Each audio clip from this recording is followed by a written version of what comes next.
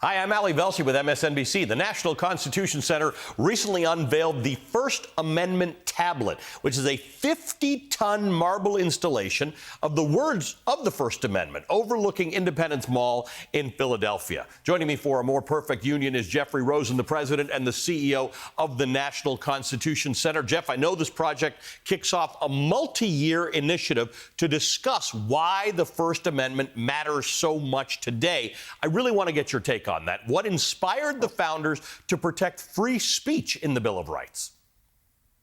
Well, Ali, let's talk about three inspiring quotations from American history, from Thomas Jefferson, James Madison, and the great Supreme Court Justice Louis Brandeis.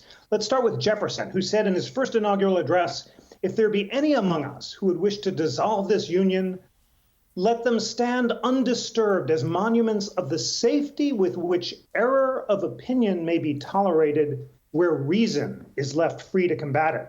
In other words, the founders believe the government can't control the expression of opinion because truth can only emerge from free discussion and debate, where all opinions can be expressed and reason is free to combat error. The second quotation is from James Madison in his memorial and remonstrance against religious assessments in 1785. And here's what he said.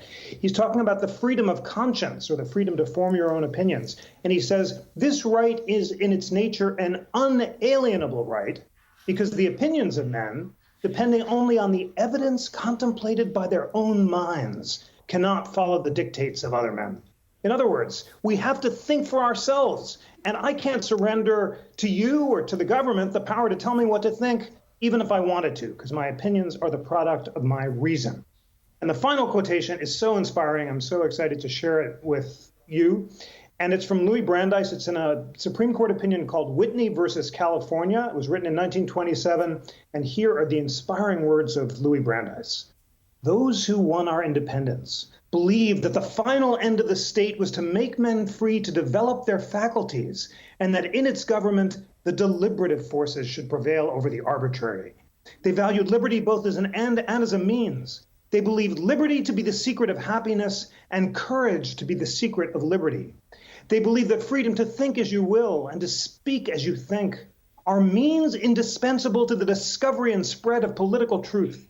That without free speech and assembly, discussion would be futile, that with them, discussion affords ordinarily adequate protection against the dissemination of noxious doctrine, that the greatest threat to freedom is an inert people, that public discussion is a political duty, and that this should be the fundamental principle of the American government."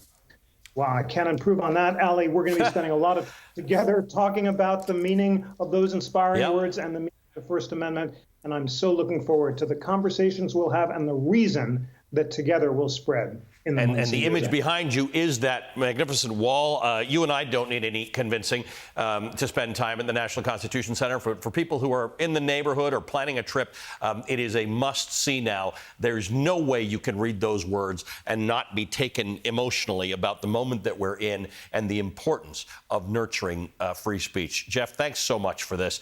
Be sure to follow Jeff and the National Constitution Center at Constitution CTR and Rosen Jeffrey.